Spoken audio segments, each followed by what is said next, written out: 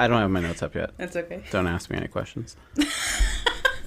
No, my computer's going to die. What am I going to do? That's fine. It should be enough. It's at 14%. Wait, I don't even have my story up. I didn't say anything. Sorry. Must be the voices in my head.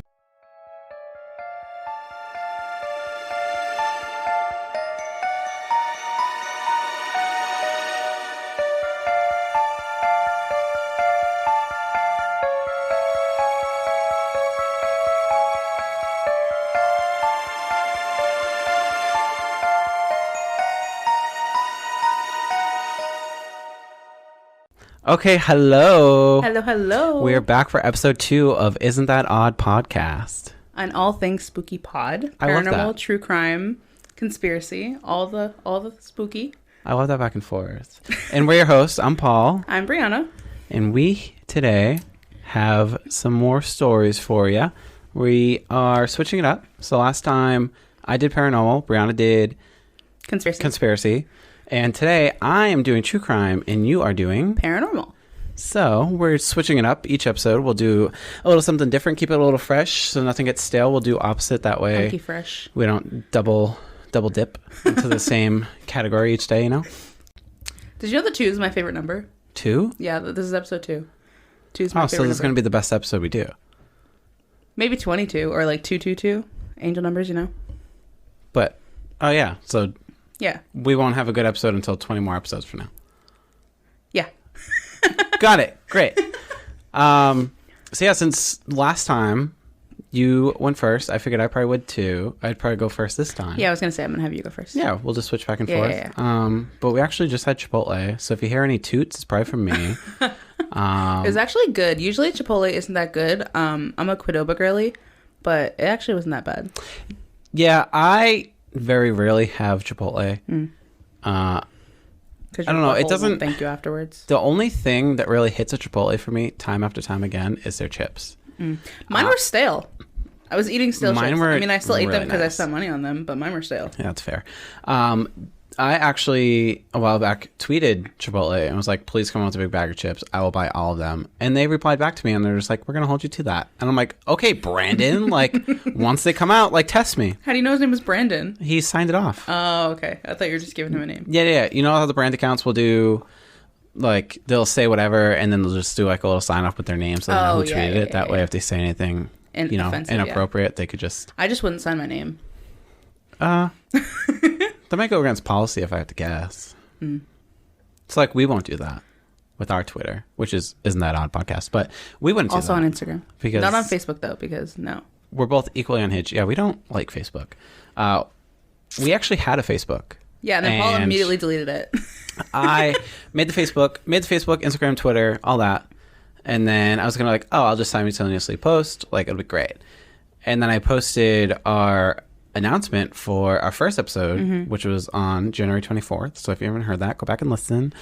This is episode 2, not episode 1. You missed one, babe. So when I posted that on Instagram, I was going to post that on Facebook. And then I was in the middle of it. And I was like, this doesn't feel right. I don't like Facebook. And then I just went ahead and deleted the page. Well, I mean, having a Facebook page for like a business, because I guess this is a business, is like kind of annoying. Because I have one for my photography page. And sometimes it's just like the insights that come up and the way it reaches people, it's like a hit or miss. So I agree. Yeah. Oh, if you didn't know, I'm also a photographer. Shout out to me, Breana Daisy Photography. She does good photography. I've seen some stuff. Oh, thanks. You're welcome. But I feel like all the hip, cool, related people we want to reach can be found on Instagram. Cool, relatable people. Yeah, I feel like Facebook is dying out. I feel like nobody's really on Facebook anymore. Paul, you're almost 30. That's why I said hip, cool, and relatable people. Oh, okay. Yeah. Yeah. Only old people say that. I'm sure there's some new terms out there that I don't know. Like lit and fire. Swag. Just recently. That's it. Swag. Swag. Bringing back swag. We're not bringing back swag. That would be pretty swag. Because I just figured out what Riz was not that long ago. Riz? Riz. What's Riz? Like he got the Riz. I don't know what that means. See, at Sounds first, like he has the Rona. Yeah, it's like the new term that's all on over TikTok. You never seen it on like TikTok comments or anything? We have different TikTok algorithms. Yeah, people are like, yeah, he's got the Riz. And at first I thought it meant like he's got like charisma, but it's like, nah, he got like game. Huh. Yeah. It took a while for me to understand that. I don't like that. I still don't really understand it. I'm trying to be hip, but it's like not saying, really working. like when people used to say, like, people have the juice. Huh? Oh, okay. That's like a thing. There's literally a movie starring Tupac that came out like in the early 90s called Juice, and it's basically like you got the juice, you got like you're all that. Huh. Like kind of like saying like you're all that in a bag of chips, but like you got the juice. Huh. That sounds pretty swag. Suddenly we don't have a podcast anymore. No. We do. It's a joke. For legal reasons, that's a joke. But yeah, I can't keep up. It's hard, and quite frankly, I don't want to. It's all about old trends and bringing them back. That's what I say. Not really, because people are trying to bring back things from like the 90s, and it's just like I could do without the chunky highlights and the low-rise jeans. I mean, the 90s were a time, though. I'm not hating it. I feel like the color scheme of the 90s is slowly coming back. Just know that I'm hating on it. I am. I'm a hater. That's okay. Not everybody can be pleased. True. I had a thought and now it's gone, so we're just going to move on from that. All right, I love that. Anyways, so yeah, today I will be doing a true crime. So enough of the banter. We'll get into the meat and potatoes of the podcast. A phrase that I just learned you enjoy. Meat and potatoes. I love that phrase, yeah. It's really great. It's really universal, actually. So today I'll be doing true crime. A little different from my paranormal, but it is, I will also say, it's a little rough. Could be rough to hear, especially when it comes to like content and trigger warnings. It's going to be a story that talks a lot about sexual assault, abuse, violence, and murder regarding children and young teens. So just want to put that up there. There's some torture and stuff involved, so it gets pretty down and dirty. Remember to take care of yourself. So if you don't want to listen to that, feel free to move on. Skip ahead. Listen to the next episode. Take care of yourself. Yeah, after I tell you about the early life of this person, you might just want to skip my story. If you just want an idea of who I'm talking about, then stay for a little bit, but it gets pretty down and dirty and gruesome as we proceed. So just skip to Breana's story because she's doing paranormal. So if you want something that's a little spooky, what that spooky, mama? If you want something that's a little spooky, you can skip there. But just know that my story will get a little dark. But with that, so my story today is about Dean Corll, aka the Candyman Killer of Texas. Oh. Yeah. So my intro to finding the story was Googling lesser known true crime stories that deserve like kind of like a highlight or like a documentary or like something like that. And this came up. So my question is this the basis off the Candyman, like the movie and stuff like that? I don't believe so. Like, I think it's different. Legend? I think it's different, honestly. I don't know. I didn't really research that, but I'm pretty sure it's different. As far as I remember the original Candyman. Why do they call him the Candyman? This guy? Why do they call this guy the Candyman? He's called the Candyman because of reasons that I will tell you during the story. Oh, God. Yeah, so tune in if you're curious. Okay, so Dean Corll, the Candyman Killer of Texas. In his early life, imagine being a child again. You're playing with your friends, and a well-known man from your neighborhood comes up to you with free candy. On a regular day, this would scream, stranger danger, but this particular man was seemingly a decent, ordinary man that everybody in the neighborhood knew. On top of this, his mother owns a candy factory that he spends a lot of his time at, so nothing seemingly sinister behind this interaction. Except the possibility of you being one of his murder victims is certainly not zero. Can I just say something I've learned by being a true crime girly and like liking podcasts that have true crime and things like that? The person who's like the staple of the neighborhood and like the guy that everybody knows is always a fucking creep. Always. Every time. That's exactly what I was thinking about when I was writing this. And I made some like plot notes that like linked to other serial killers, well-known ones, and I was like, Fucking creeps. Yeah. That's why I don't talk to my neighbors. Anyway. Exactly. Just like you don't ever see your neighbors bringing groceries, right? Yeah, because we're in a simulation. Not today's conspiracy theory. Anyways, so today's true crime story is about Dean Corll and his pathway to becoming a serial killer.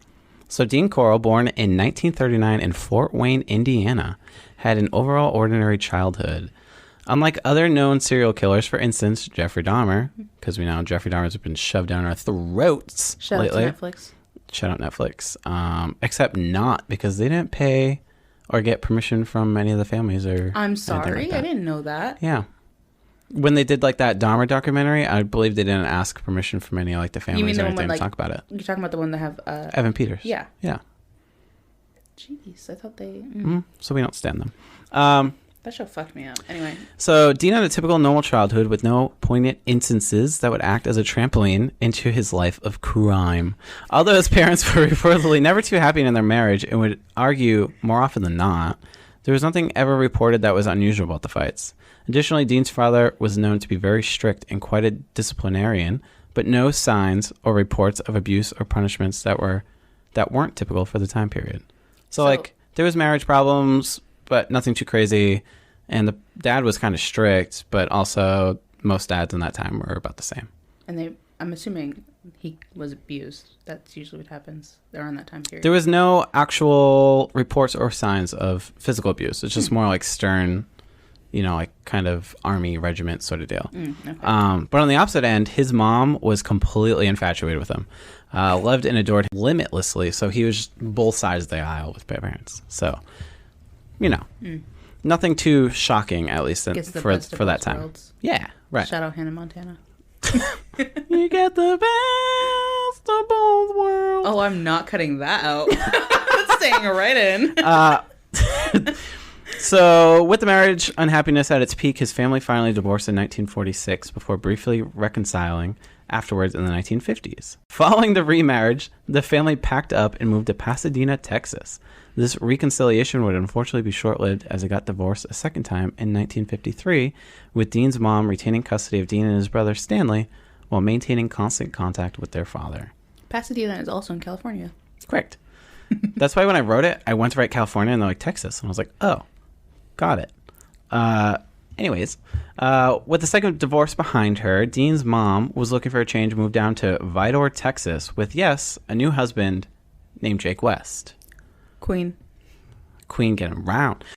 Jake was a traveling clock salesman until Jake and Dean's mom would decide to open a candy company, which initially started in the garage of their home in Texas. I can honestly tell you, maybe it's just growing up in the age of like coronavirus and things like that. Would never just buy candy from someone's garage. Couldn't be me.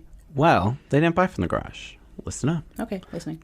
Seeing as Dean had an overall okay childhood, I'd say, and being a shy, serious child in school that rarely socialized with other children, as you like to say, that just screams something's wrong. Because I feel like all the serial killers that we hear about, especially like the Dahmers and the Gacy's, are always just like misfits in school, if you will. And they're just like to themselves, can't really fit in, that sort of deal. So I kind of get that with here. Not saying that everybody who's weird and doesn't fit in Correct. is going to be a serial killer. We love you. Just saying. If you're not a serial killer, we love you. Don't worry about it. And if you are, stop. Yeah. There's other ways, babe. We'll help. You won't. There's resources, I swear. But there really weren't any alarms that were going off to insinuate that he was a problematic young man. His grades were decent enough, and he was seen to have dated a few girls from a neighborhood or school. So where does this sweet case suddenly turn sour? You? I just know that when you typed that out, you were just like, yes, bitch.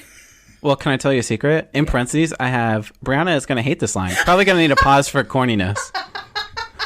Quite literally in my notes, that is there. Case you in know point. me so well. Because I wrote that up and I was like, I like this a lot. And I was like, you know whose attention is going to get? Breana's, because she's going to hate on it. And you did. I love you. So continuing with the story, Dean's main connection point to his crime starts with pecan prints. Is it pecan or pecan? I don't like them, but I say pecans. Great. I think you say pecan prints. Pecan if you're like from the South. Oh, I'm not. Pecan Prince. The candy company his mother started that I mentioned earlier. So the garage one, Pecan Prince.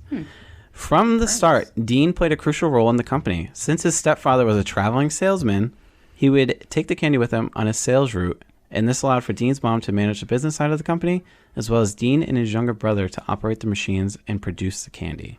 So that answers Machines? In the garage? Yeah. Well, What kind of candy are they making? I assume probably just like kitchen appliances type of things, not like industrial size Yeah, things. I was gonna say it's a fucking. But garage. that answered your little thing from earlier, where you're just like, I wouldn't buy candy from the garage. I still wouldn't. Like, I know, but he was a traveling salesman, so like they would produce the candy, and then he would take it with him on his clock sales journey, and then sell it to his customers. Yeah. Same time. Clocked in a bullet job, same time. Right. Double duty.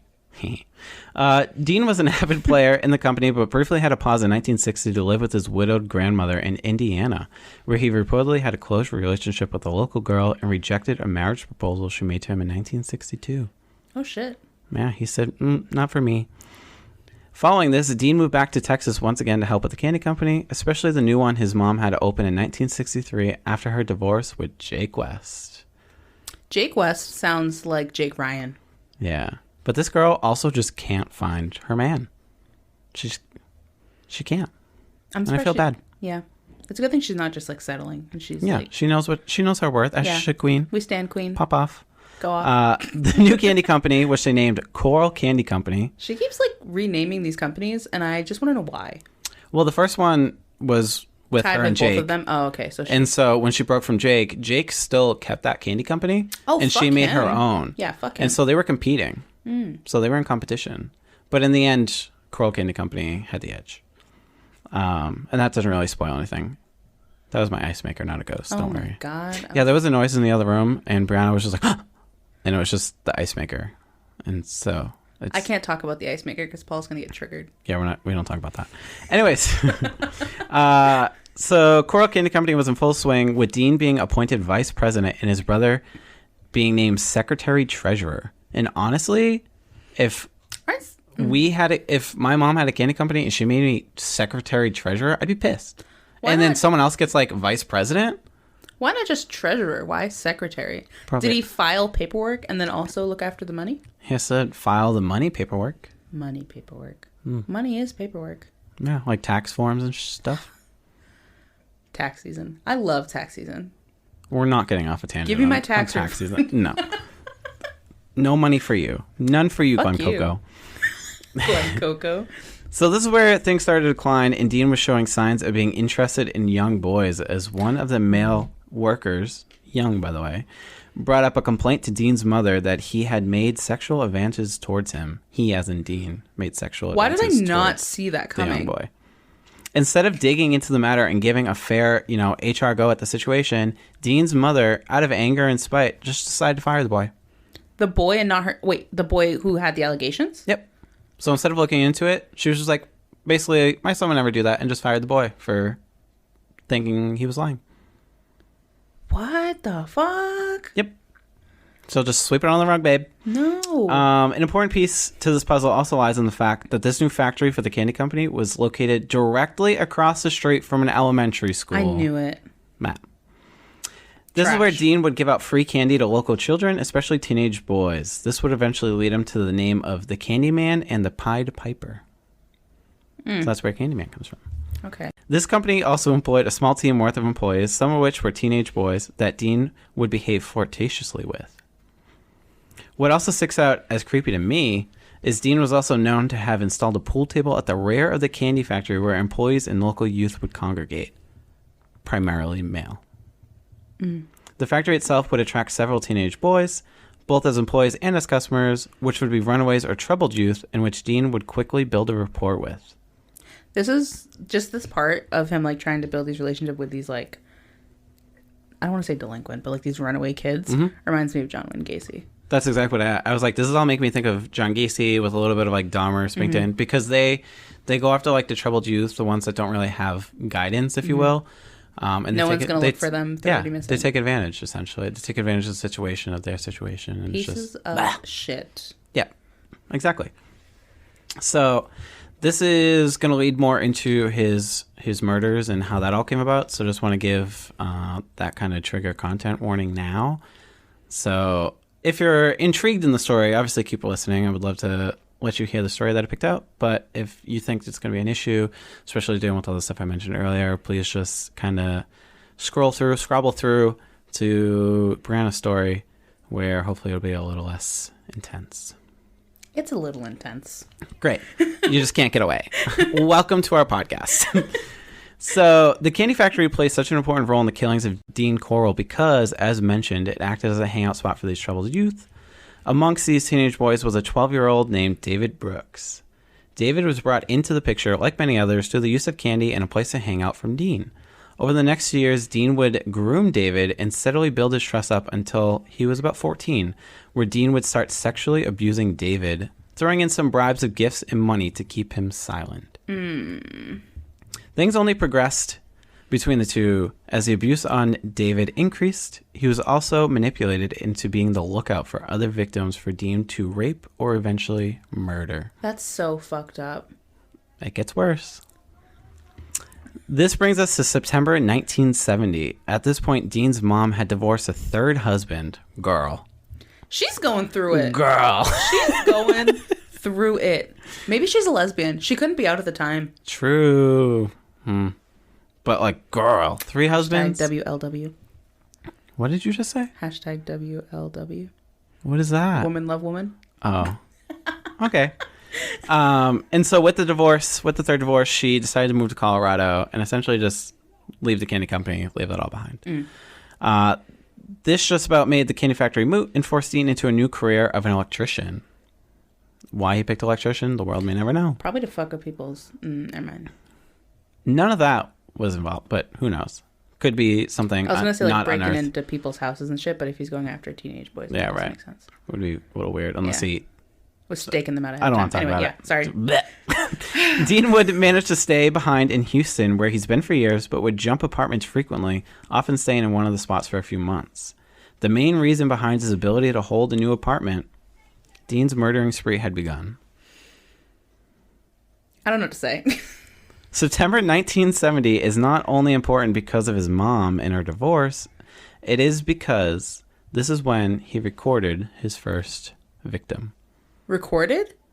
Well, this is the time of his first victim. Oh, I thought you were going to say like he recorded it or something. Well, he did know where everyone was buried. We'll get to that. Okay. An 18-year-old student, Jeffrey Conan, was a hitchhiker looking to get from Austin to Houston. In parentheses, I have Jeffrey Dahmer because I was like, that was quite literally Jeffrey Dahmer's I thought you were going to first reference victim. Conan, like the show. The guy, Conan. No. But this was like Jeffrey Dahmer all over again when I was writing this because that was one of his victims too. He picked up a hitchhiker. He was going to like... hitchhike. He was going to like the concert or whatever. And then he was like, bring me. And then he just like slammed him over the head with the weight. Yeah. Don't hitchhike. Yeah. Call an Uber. Yeah. Call a Lyft. I feel like that's just like glorified hitchhiking. Not really, because you have the stuff... I mean, things do still happen, but like you have the people's information usually through the app. And they've gotten a lot better with having people's information on there. That's true. Touche. A student simply looking to get back to his parents' house was picked up by Dean and through investigation found to have died from asphyxiation by strangulation and had a cloth gag in his mouth when his body was found buried at a nearby beach. That's so sad. He was trying to go home. And then Dean was just like, nope. I'm so sad. You're sad now. Buckle up. The body was buried beneath a large boulder covered with a layer of lime, wrapped in plastic, naked, and bound hand and foot, which all suggested that he had been violated at some point. I was going to make a joke about, like, that's a nice boulder, but I don't feel like it's good to make a joke anymore. You know, you and I were meant to be friends because as I was writing this and I wrote large boulder, I wanted to write, that's a nice boulder. And I was like, this just isn't the time nor the place. It's not the time to make a joke. I mean, it might be beneficial for us to make jokes to, you know, lighten the mood. To be lighthearted about it, but it's hard. Yeah. It is hard. That's why I was saying it gets really dark. And it doesn't get any better. But... Motherfucker. I mean, it's all about that true crime, baby. Yeah. I mean, it's just... I guess, if anything, it's really good to talk about stuff like this, as hard as it is, to bring it to light and know that there are people out there. And to, you know, just be a little more cautious of... people around us and what they're up to, and if you see something, say something. Mm-hmm. You know, that age-old saying. I agree.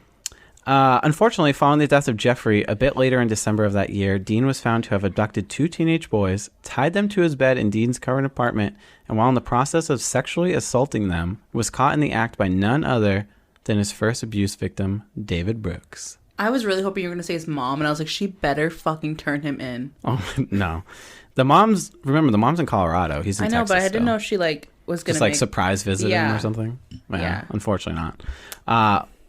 When the boys went missing, Dean had told David that he was actually part of a gay pornography ring and sent the boys to California, but later confessed that he had killed them. And in a bid to buy his silence, Dean offered David a brand new car in the tune of a green Corvette and $200 for any boy he could bring to him. And David agreed to the offer. Motherfucker. It's so hard because you know that he... That was my he I didn't know what that was. But I get what you're trying to say. It's hard because David essentially knows no better at this point, and he's found and built this relationship and trust with this man. Grooming. He was groomed. Yeah. It's so sad. And there's you can't necessarily fault David for it because if he's had a troubled past and doesn't have any kind of figure to look to, he's grown that. It's attachment theory or something like that, where he's just grown this new attachment. Yeah, we figured that out in Megan. We talked about that in the last episode, but the attachment theory. So like he found that new figure in Dean, and so he can't go again. That's just all he knows, and that's all he's kind of brought up to. That's so fucking sad. Yeah. Through David's lookout, one boy he brought to Dean is Elmer Wayne Henley.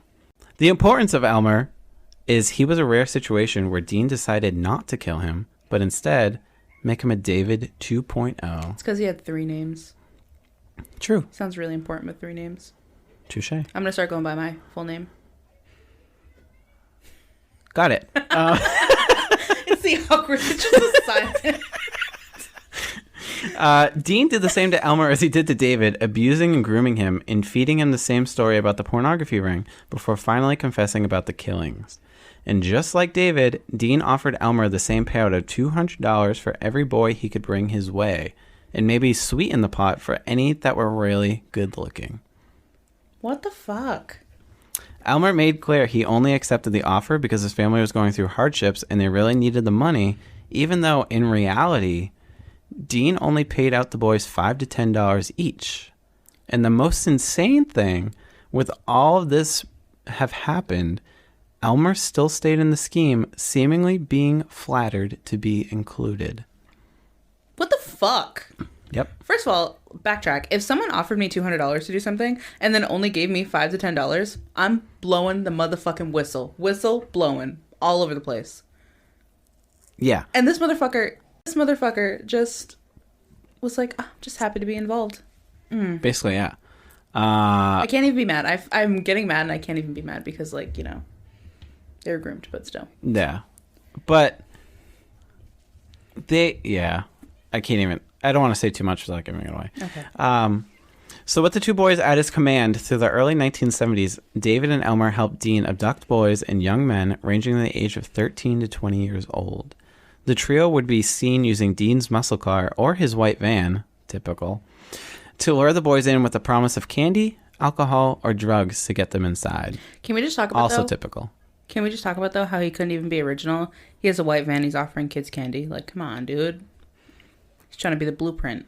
He probably Quite was. literally the blueprint. He probably is the blueprint of serial killers. Say that. I just connected the dots as soon as I said it. Wait a minute.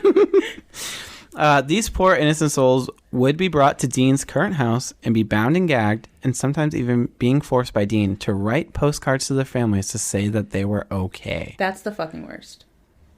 Each victim would also end up being tied to a wooden torture board, be brutally raped, and then some would either be strangled to death or fatally shot. But each boy brought back would be murdered in some way, with David and Elmer actively participating, and even Elmer being described by David as especially sadistic. Do you think one of the reasons that they went through with it so much is because he threatened to do the same to them, or do you think it was just strictly the grooming that had to do with it, or do you think there was threats in there as well? I mean, by the sound of it, if I had to guess, is Dean lost the candy company. Mm-hmm. So the candy company was his way to build trust with these boys originally. Mm-hmm. Like, here's some free candy, have a conversation, and that's like where the grooming would start. But where he didn't have the candy company anymore because his mom moved to Colorado and now he's an electrician, he doesn't have any, because if an older man just going up to a kid's school obviously is going to seem creepy or whatever. Mm-hmm. But if someone around their age is like this, it'd be like, oh my God, man, like I have this cool place. Like he could be like, oh, like my dad has this cool place that he lets us hang out, and we have, alcohol and candy and drugs and all this, everything you could ever imagine. Then the kids would be probably more apt to be like, yeah, that sounds really fun. And then they'd bring them back, and that's when that all happens. Yeah, but I wonder if them being so willing to bring them back was just the grooming, or if he was also threatening them. Well, maybe not the one you said was being like sadistic. Maybe he was just like enjoying it, and he was just a serial killer in the making. David, I feel like David is more so just an abuse victim. Mm-hmm. He was just abused mentally, physically by Dean, and just became his puppy dog because he had no other choice. Mm-hmm. Elmer, through what we've been told so far, and especially where he's been described as especially sadistic, I think he wasn't probably abused as much or affected him that much, but it was the fact of just like, yeah, this is something I can get behind, and just wanted to be a part of it. These are all of our opinions, by the way. Yeah, this is all alleged. All our opinions, not facts. So don't sue me. After Dean and the two boys went on his tirade for nearly 3 years and took the lives of 28 innocent young boys. That's how old you are. Yeah, true. Ugh. Dean's time was coming to an end because I'm old, and so I know that's a lot. That's a lot of fucking people. Yeah. Although the parents of multiple boys knew something was up, the police were of no help, naturally. Fucking course. A notable set of parents, those of one victim, Mark Scott, who was 17 at the time and disappeared in April of 1972, received a postcard from Mark claiming he had found a job in Austin for $3 an hour and everything was well with him. But his parents knew better and knew he couldn't just up and leave without saying goodbye. Through countless attempts, even camping out in front of the police stations for 8 months, their attempts to get the police involved failed, mainly due to the police categorizing the boys as runaways, and at that time, there was nothing illegal about a child running away from home. Let me just say, as they fucking should, camping out for that long, as they fucking should, hold them accountable, make them do their jobs. I think it's just insane how, I feel like that's about every case, like it's always a runaway case. And then they're always just like, oh, no, they're a runaway, but they're actually, like, going through something, and they just won't look for them. Yeah, so many true crime and missing person cases that I've listened to from other podcasts or just read about, it usually is, like, they get categorized as a runaway, and then they're like, oh, they have to be gone for, like, 72 hours or something stupidly long. Yeah, they say it's 24 hours, and just know it's not 24 hours. You can report them as soon as you think they're missing. Just know that. If they tell you it's 24 hours, fuck them. They're wrong. Yeah. And especially in the older days, they would just say, oh yeah, it needs to be like 72 hours before they can categorize this, and you can come back and do paperwork. And they essentially still don't even help at that point. They're just like, they'll come back, and if not, figure it out. Which is ridiculous. Serve and protect, right? Although the end of Dean seemed impossible since police had no evidence of foul play or the want to investigate any runaways, Dean would soon be brought down by the ones he trusted the most. As they fucking should. On August 8th of 1973, Elmer would lure in two more teens, Tim Curley and Rhonda Williams. Rhonda? A girl? The most important piece in this ending puzzle is the appearance of a girl into the mix for the first time ever. I was too early, I'm sorry. You already knew the story. Although Elmer insisted to Dean that he was not going to attack either teen, but instead just party with them, Dean was simply just not thrilled that a girl had joined the mix. That night, the group drank tons of alcohol as they did and huffed paint to get high before eventually all passing out, as you would expect. Huffing fucking paint, dude. Fitting.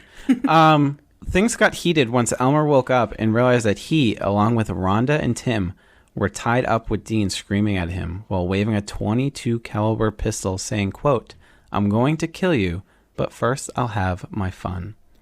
Wait. What? Yes. What?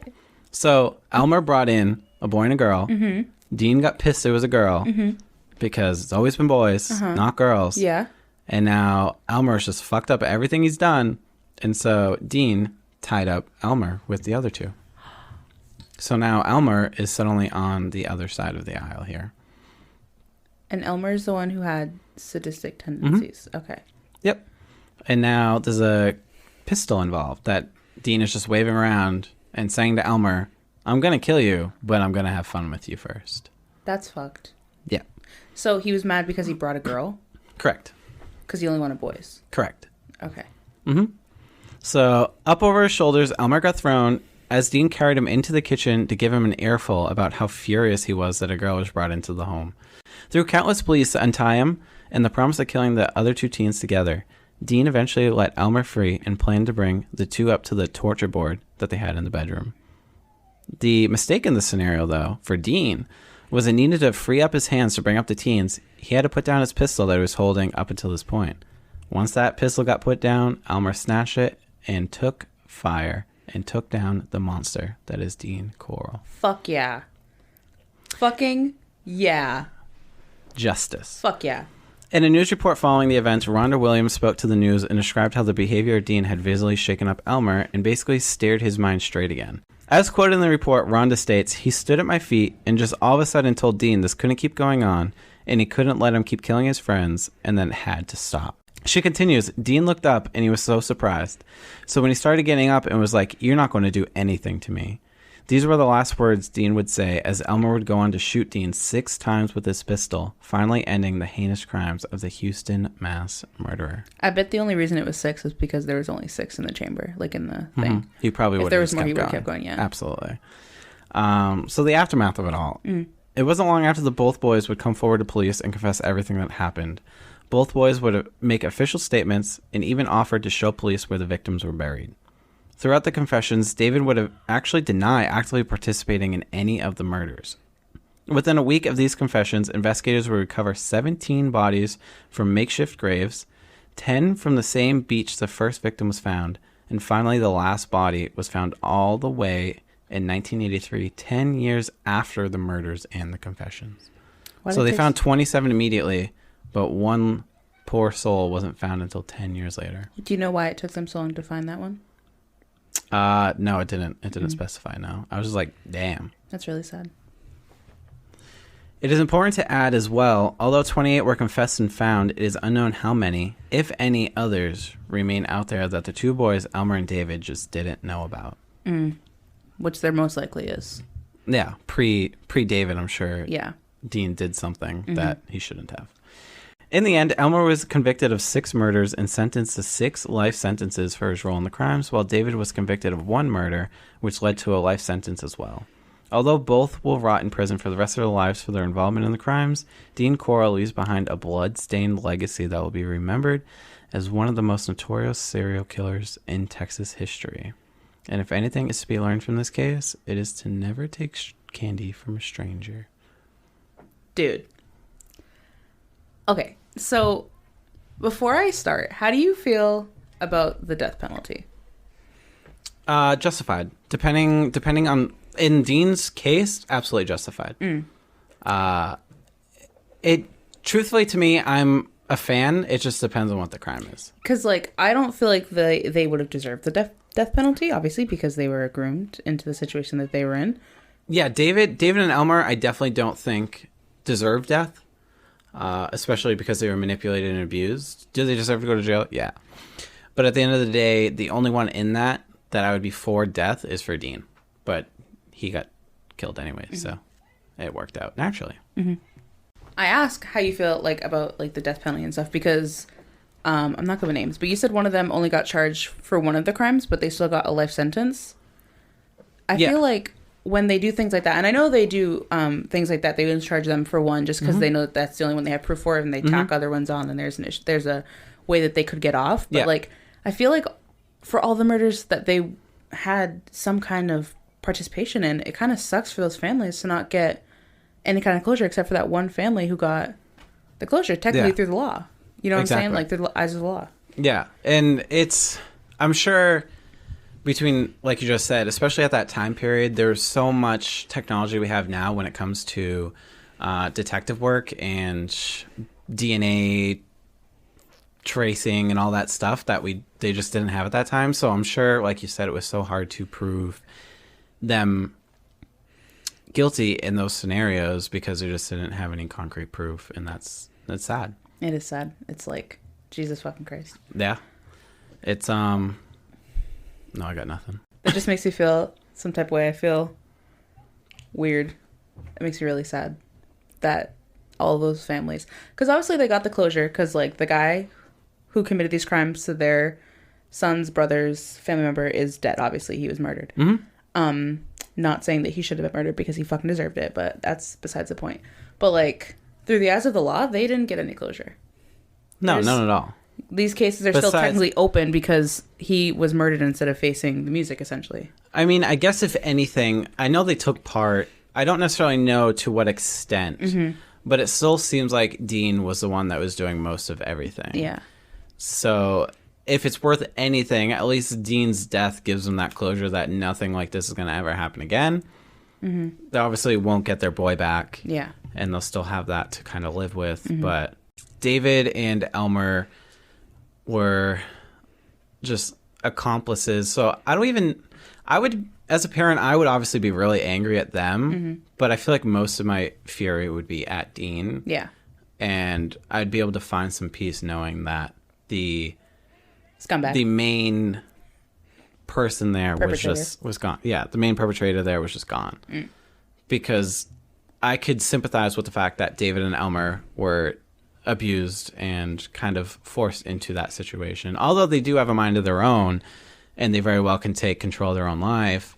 I mean, the mind's a wild thing. So who knows what kind of switch Dean could have flipped in their mind to make them kind of help with what he was doing. Yeah, which if is that like, makes sense. Yeah, which is one of like the main things when it comes to grooming is like there's no really, it's not black and white. It's a very gray area. It's really hard. So me personally, I know I'd be able to, I'd still be pissed, but I'd be able to sympathize with them a little bit more and just be overjoyed that Dean was dead.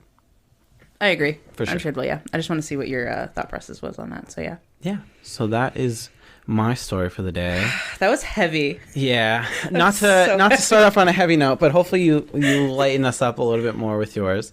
But we will take another non-existent ad break like we did in episode 1, because why not? Stretch out, get some water, make it so I'm not sitting in the seat anymore. Yeah, if you're driving, hope you have a good drive. We'll be back after our drive safe, and we'll be back in 0.2 seconds to you because we have no ads. Yeah.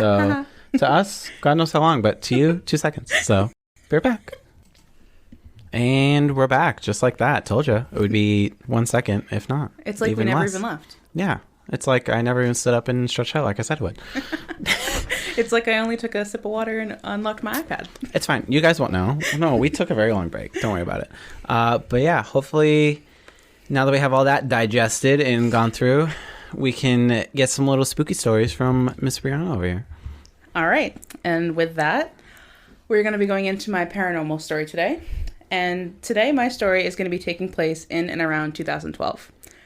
Do you remember what it was like in 2012, Paul?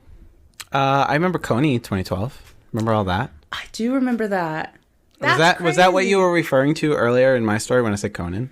Or you no, Conan like... Because it kind of... I mean, Conan. Like the late night show. Oh, Conan O'Brien? Yeah. Oh, no. Yeah, Coney 2012. No, it's Tony. For some reason, that's all I remember. And then I graduated. That's the year I graduated, too. Oh, I was a freshman in 2012. Oh. You're old. We established that earlier. Anywho, so my story today takes place in and around 2012 when Gangnam Style was the best thing ever. Do you remember that? I do. Is that the time of the Harlem Challenge, too? Harlem Shake? That was 2013. Sorry. Ahead of my time. They were right next to each other. The Walking Dead was the most popular TV show. Movies like The Avengers, The Dark Knight Rises, and Breaking Dawn Part 2 were hitting the theaters. I feel like that was all pandemonium all at once. Oh, absolutely. I also, sidetrack already, I was a really big fan of The Walking Dead, and I don't even remember the point, but there was a point that I watched and I just stopped. I think, actually, I do remember the point, sorry. As I'm talking, I'm like, what was the point? I mean, this isn't really much of a spoiler because whatever, but when Glenn died. Is it the guy who's also, you wouldn't know, is it the guy who's also in Grey's Anatomy? You don't watch Grey's Anatomy. Maybe. Someone died who wasn't also in Grey's Anatomy, I think. It was when... I never watched the show, so I don't know the characters' names. I never watched The Walking Dead. Oh, okay. But essentially, the end of one season left with a cliffhanger because there was a bunch of people, and one guy had them all strapped down. Yes, yeah. And then I was just like, I need to know who died. And then I figured out who died, and I was like, I'm fine. And then I didn't watch anything else after that. As if there wasn't a whole story to continue. Yeah. My mind's just like, oh, you figured it out. That's it. I'm done. President Barack Obama was elected for his second term. Thanks, Obama. And then the Slender-man mobile game was keeping me, and I'm assuming every other person my age, awake at night. I don't know if you ever played the game, but essentially it was a mobile game that depicted you walking through the woods and like through houses and things like that. Mm-hmm. And I played on my phone, but you could play like on like PCs and things like that. Mm-hmm. And it was just like an anxiety-inducing, suspenseful hullabaloo. And it just made me so anxious. Just thinking about it now, I'm already getting anxious. And with that, obviously, my story today is going to be talking about the Slender-man. Ooh, okay. I'm tuned in. So what do you know about the Slender-man, Paul? Slender-man, I know, is a spooky man that is in the woods, that is very tall. I love the cadence you have going on. Has a black suit, white shirt underneath, no face, and just shows up kind of in the shadows. And doesn't he make children like kill each other or something like that? I know he like we'll turns... get to that. Yeah, he turns like kids like murderous or something like that. Yeah, we'll get to that. So, on June 10th, 2009, Eric Cudson posted 2 black and white pictures of children with a tall, thin, white, faceless figure wearing a black suit in the background. He posted these pictures in a Photoshop contest for, quote, something awful online forums, paranormal image contest. So it's just like back in the day when like forums were a thing. They're not really a thing anymore.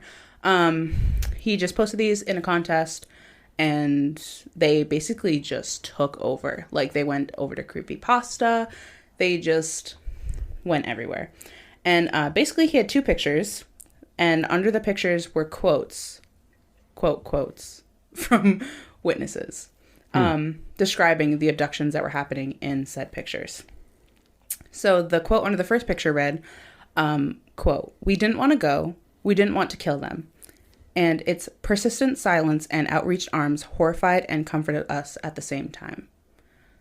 1983, photographer unknown, presumed dead," end quote. And so that picture I will show you now is this. And these will be posted on our Instagram for anybody who wants to go see. It's at isntthatoddpod on Instagram. So look at the photos, follow along. If you're driving, do not look at the photos. Do not follow along visuals. Just listen to us now. So do you want to describe the first picture you're looking at? Don't do the second one yet. We'll get to that one. So the first picture is seemingly at first glance a group of kids with apparently their parents. There's a girl with a mean mug in the bottom right.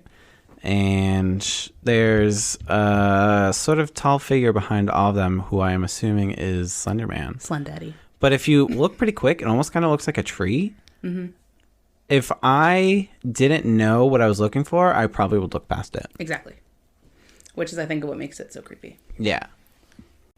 And then going into the second image, the quote below that one is, quote, "One of us recovered photographs from Sterling City Library Blade, notable for being taken the day which 14 children vanish from what we refer to as the Slender-man.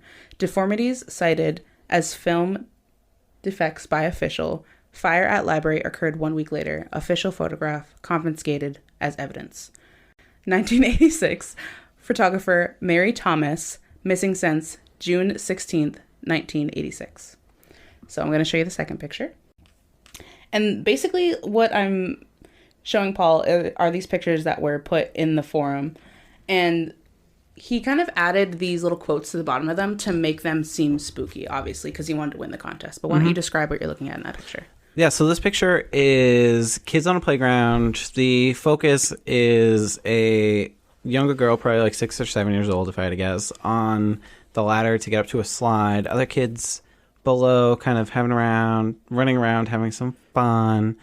But then in the left-hand side, underneath a tree, around some children is, again, another tall, lanky, with like branch-like hands this time, though.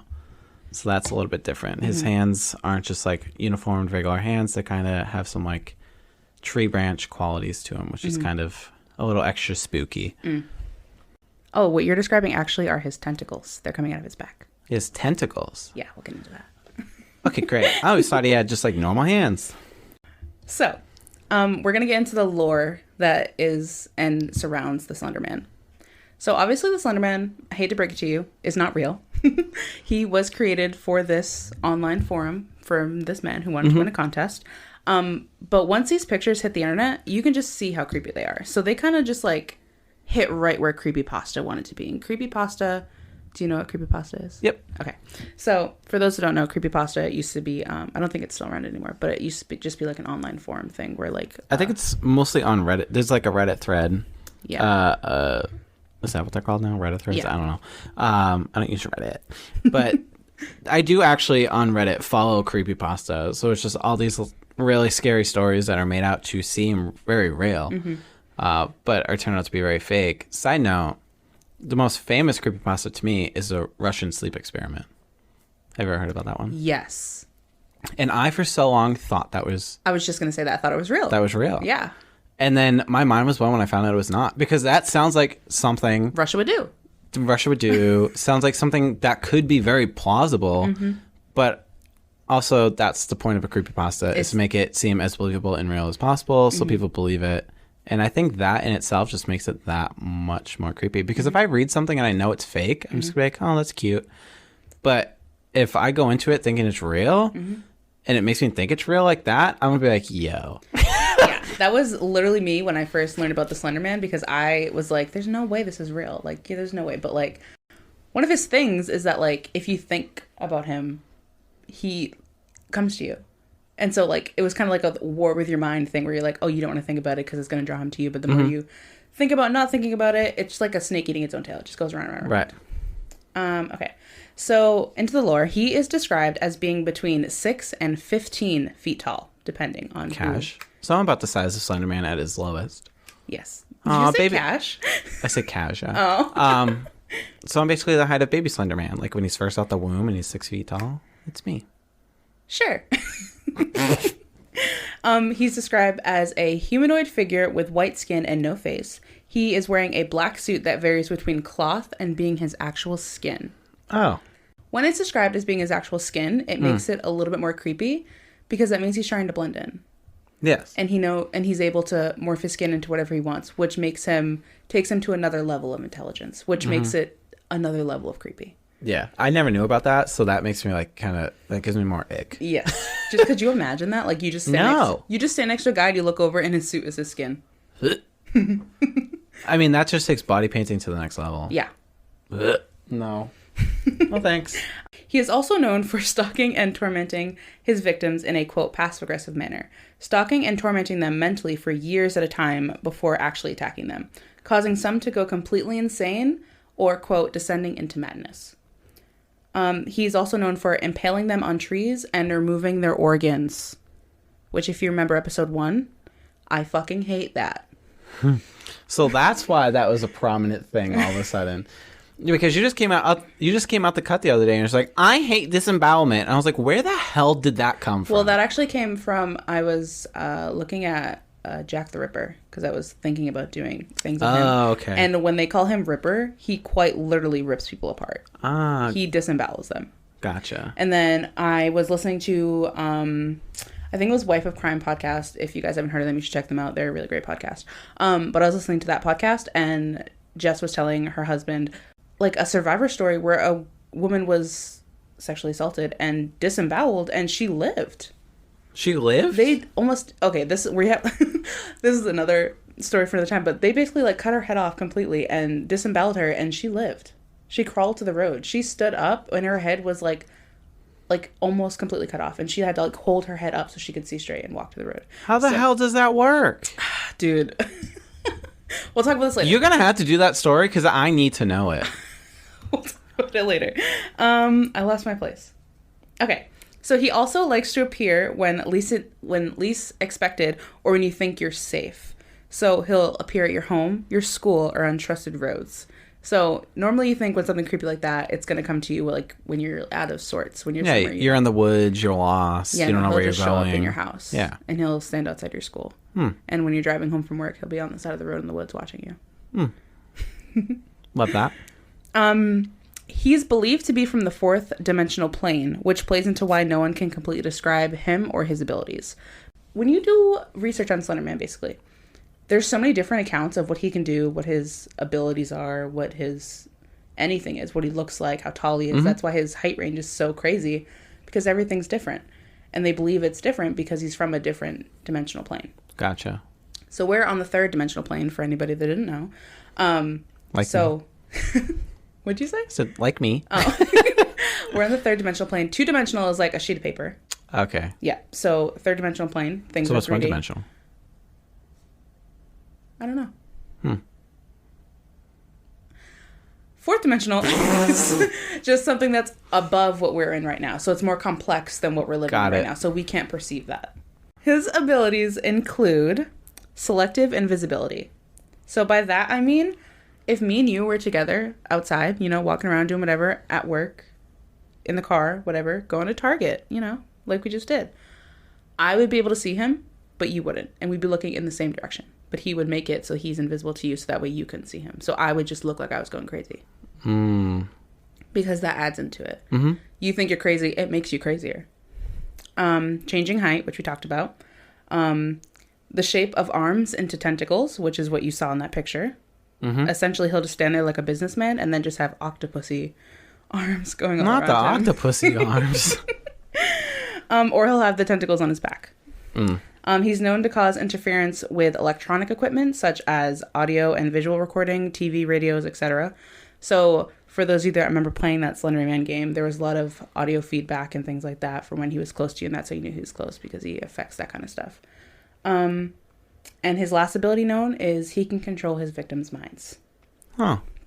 So with that being said, controlling his victims' minds leads into what 2 girls ended up using as a motive to commit attempted murder in a suburb of Milwaukee called Waukesha, I think is how you pronounce it.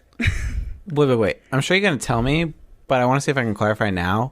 Is this story real? This about stabbing? the 2 girls? Yes. Yeah. Okay. They used I just wanted to preface. Yeah, because mostly for my own understanding, I think I've heard the story, but I forget if it's real or not. It is. So these 2 girls used this, the lore of Slender-man, and basically that he has control over you as motive in an attempted murder ploy of their best friend. Nice. So, Paul, I have a question for you. Uh-oh. Do you know what shared psychotic disorder is? No. Okay. I mean, I'm sure I could use context clues, but I'll sound like an idiot trying to. Okay, I love that. I love definitions. According to the National Library of Medicine website, shared psychotic disorder is a rare disorder characterized by sharing a delusion among 2 or more people in a close relationship. The inducer, who's like the primary person, who has a psychotic disorder with delusions, and then the secondary person basically feeds into the belief. Got it. So to put that in layman's terms, instead of it being like a complete dictionary definition, is the primary person has some kind of psychotic disorder, whether that be schizophrenia, could be bipolar disorder, anything like that. Right. They feed into their delusions, obviously, because they have a mental disorder. And the secondary person who they're in a close relationship with, sometimes it ends up being like mother and child, or like siblings or partners being like romantic partners. They just feed into that person's delusion just because they're on a level of trust and they have so much trust in each other that they don't see why it wouldn't be real. Gotcha. Okay. So all of that, what I just told you about shared psychotic disorder, is believed to have a hand in what happened on May 31st, 2014. 2 12-year-old girls, Alyssa Weir and Morgan Gracier, I think is how you pronounce her last name, were hanging out with their friend Peyton Lautner, I believe is how you pronounce her name, and they were playing a game of hide and seek in David's Park. Weir and Gracier suddenly pinned Lautner down and stabbed her 19 times in the arms, legs, and torso with a 5-inch long kitchen blade. Huh. Cash. Not really. I think that's the word of the day for me. It's just cash. If you just casually stabbed me, I'd be so fucking pissed off. 15 times? 19 times. Just go for 20. I like even numbers. Sorry. Insensitive. Go ahead. Jesus Christ. Weir then told her to stay down while they went to go find help. So they stabbed her 19 times, and then they told her to stay down, and they were going to go find help. They obviously did not go to get help. I'm going to start using first names because I'm not good with last names, and their last names are, I don't want to butcher them, so I'm going to go by their first names. Okay. So Peyton, the girl who was stabbed, pulled herself to a nearby road where a cyclist named Greg Steenberg found her and called 911. 2 of her wounds were to major organs, and 1 missed major artery of her heart by less than a millimeter. Oof. Do you know how small a millimeter is? Very small. Very small. Gonna whip out the tape measure. Another went through her diaphragm, cutting her liver and stomach. Oof. Just imagine that. No. Okay. About 5 hours after the incident, the 2 girls, so her 2 friends, Morgan and Anissa, were found near Interstate 95, 4.9 miles from where the stabbing took place. They walked there. The knife they used was in their bag, so they took the murder weapon with them, and they got caught with it. Now, they're children, so I was like, what kind of sense is that? But I guess they don't really have any sense. We'll get into that. Okay. The goal was to murder their best friend and then meet Slender-man in, quote, Slender Mansion in the Nicollet National Forest, which was roughly 100 to 103 hour hike from their location. So that's about 4 days. Oof. So they were going to walk 4 days, essentially, to meet him in his mansion after they killed their best friend. And the reason that they killed their best friend was because they wanted to be welcomed into his world. Huh. How did they know where this mansion was? He told them. Ah, gotcha. According to them. When interviewed, Morgan had no empathy. Anissa was guilty, but, quote, felt it needed to be done to appease Slender-man. They also told the police, quote, if they didn't go through with the attack, that Slender-man would attack them and their families. So essentially, the reason they ended up going through this attack was because they wanted to be welcomed into his world, but also because if they didn't do it, he was going to murder them / hurt them and their families. So their cop-out was essentially just like, we were saving myself and my family. Essentially, yes. It's like that. Sorry. It's like that age-old train track psychology thing where it's like, do you let one person die or do you change the track so, 6 people die? True, yeah. I saw that TikTok about that exact setup for that game High on Life. when it was like one person and then they kept switching back and forth, and one of the guys was like, I just wish you would stop switching. I wish you would just pick. Yeah, it's funny because you told me about that and I just started the game, and as I was playing the game I made it a mission to find that, and then I finally did, and I just kept hitting the thing back and forth and I got that same commentary. It was just as funny as when you told me. Anyway, back into the story. Peyton left the hospital 7 days after her attack. So she was stabbed 19 times and she was only in the hospital for a week. How the hell? I just assumed she was going to die. No, she's a fighter. She's a survivor. Well, I mean, granted, they did miss the main artery by very little. She's a survivor. Damn. Good for her. And so, obviously, the girls were arrested. Obviously. They were both tried as adults. Anissa pled guilty to, quote, attempted second-degree intentional homicide and was sentenced to a minimum of 25 years in a mental institution, followed by communal supervision until the age of 37. Now, I know what you're wondering. What is communal supervision? It's just fucking probation. I don't know why they couldn't just say probation. I had to Google what it meant because I didn't know what it was, but it's just probation. Morgan pleaded guilty to attempted first intentional homicide and was sentenced in 2008 to 40 years in a mental institution, followed by probation until the age of 53. After they got arrested, Morgan ended up being diagnosed with early onset schizophrenia in 2014 during a psychiatric evaluation to see if she could withstand trial. Yeah. And so basically that's what they use as their reasoning for why the crime happened, was that she had early onset schizophrenia, so that's why. And so basically psychiatrist Melissa Westendorf, I definitely butchered that, and I'm sorry, girl, but I tried. Yeah, we apologize for any names we may have butchered this episode. I'm dyslexic. Anyway. It's okay. She assessed Anissa, and she basically told the jury that Anissa suffered from shared psychiatric disorder, which is what we talked about in the beginning. This disorder is the reason why she shared Morgan's delusions. And basically the point that they made in this was that she would have never committed these crimes if it wasn't for Morgan. So if these two girls never met, this crime most likely would have never happened because she wouldn't have believed that the Slender-man was after them. She probably would have just been like a normal girl who was like, oh, Slender-man, cool, whatever. Right. But instead she fed into the delusions that her friend was having because they were such good friends. And then they just hatched up a plan basically to murder their best friend to appease the Slender-man. And that's crazy. Is the end of my story. Something that I did read, I didn't put it in my story, but I did see that Peyton, the girl who was attacked, she obviously is alive today and thriving. You go, girl. We love that for her. Yeah. She basically, I saw somewhere, is just happy that it happened because it made her into the person that she is today, which is such a positive way of looking at it because my two best friends tried to murder me. I would never trust anybody again. I was about to say, if you were one of those best friends, would you try to murder someone, or would you be like, girl, we gotta talk? Oh, I definitely wouldn't try to murder somebody. That seems like a lot of work. I feel like you had to think about that for a minute. Well, I had to think about what you were asking. True, touche. Do you think you could fall under the spell of shared psychosis? No. I'm already in my own head too much. I don't think I could be in anybody else's. That's like touche. I feel like if anything, we would bring other people down with us. Well, let's be real. But yeah, that was so I always knew, like I said, I already knew about Slender-man, but I really appreciate knowing even more about him because the whole skin suit, I just thought it was a regular business suit and he was just a creepy monster that's dressed cute, but no. And then like the little tentacles in his, like that, no, that's gross. It is.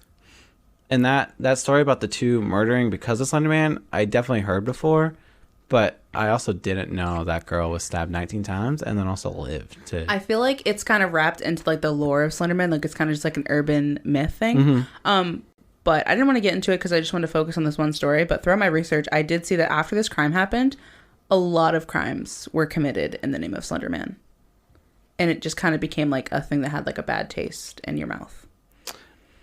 I don't know if it was actual people who had like actual tendencies using it like as an excuse, or if it ended up just coming down to people having something wrong with them, and like that was just what they ended up doing. But there was more than this case that I saw. I was just about to say, I wonder if this case acted as like a catapult for people who wanted to do sadistic things like that, and then they were just like, oh, they got away from it by saying they had schizophrenia, so I'm going to do this, and then I'm going to say I have schizophrenia, and then get away with it. Yeah, there was at least 3 that I saw.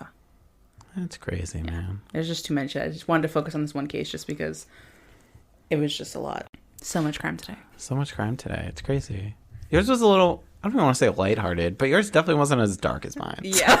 Yours made me... Maybe we should have led with that so people got like the little sprinkle of true crime and like murder and then just like went in deep with me. Well, no, I'm glad that I'm leaving them off on a good note.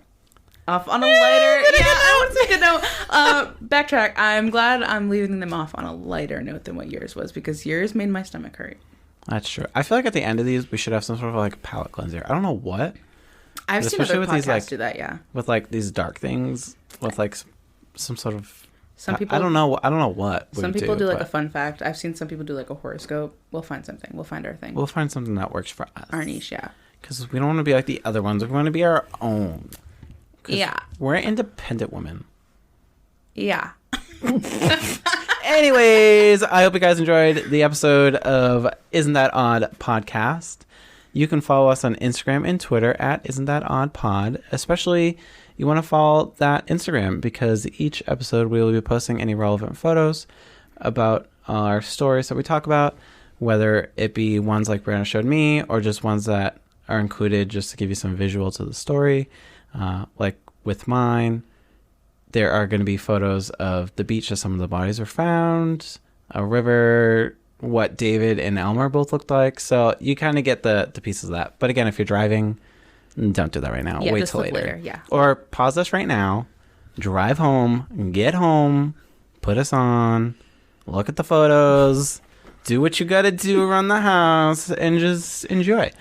Hopefully people do what I do, as I like to cook with podcasts. So if you're cooking, I hope you're cooking something good. I hope you're cooking something yummy. See, I only listen to podcasts in the car. I listen to podcasts when I am doing anything like mundane because ADHD, I have to keep my brain distracted.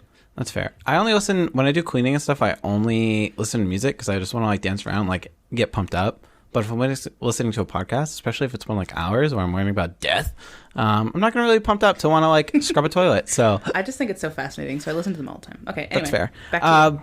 But yeah, so follow us on Instagram and Twitter at isntthatoddpod. Follow along, and you can find our podcasts on Spotify, Apple Music, or really anywhere you get your podcasts. And remember, if you want to give us any suggestions about stories you want to hear or anything, we do have that linked in our bios. It is a Google Doc. You can submit anything you want us to talk about, and we'll look into it. Yeah, so if you have a favorite story, conspiracy, true crime, paranormal, that you want us to cover, especially if you think we haven't heard it yet and you want us to learn about something new, even if you have, I don't know, I think it might be cool at one point to get like personal stories, especially like paranormal. Oh, yeah, definitely. Have some way for them to kind of introduce their own stories and write it all out and connect with them about that. So look out for that in the future. We might, if we have some people that really want that, we can find a way to implement that, and we'll hear your stories, because those will definitely be new to us, will be new to our audience. So look out for that. And if you have anything in the meantime, just let us know. Yeah, and you can DM us on Instagram, or you can also email us. Our email is isntthatoddpod@gmail.com. Yeah, we're open to any and all ideas, especially if you want to help us grow one way or another. We will appreciate it. We appreciate you listening out. And just don't be a dick. If you're going to say something mean, keep it to yourself. Yeah, don't also send dicks, because we don't need dicks in the inbox either. I've heard of people that do that and just didn't even think of simply don't. But yeah, we appreciate you listening. We love you. We love your support, and look out for us for episode 3. No idea what we're talking about yet, or at least me, but I can assure you it's going to be good. It's going to be great. We're going to have a good time. But until then, we will catch you later. Have a good day. Bye. Bye.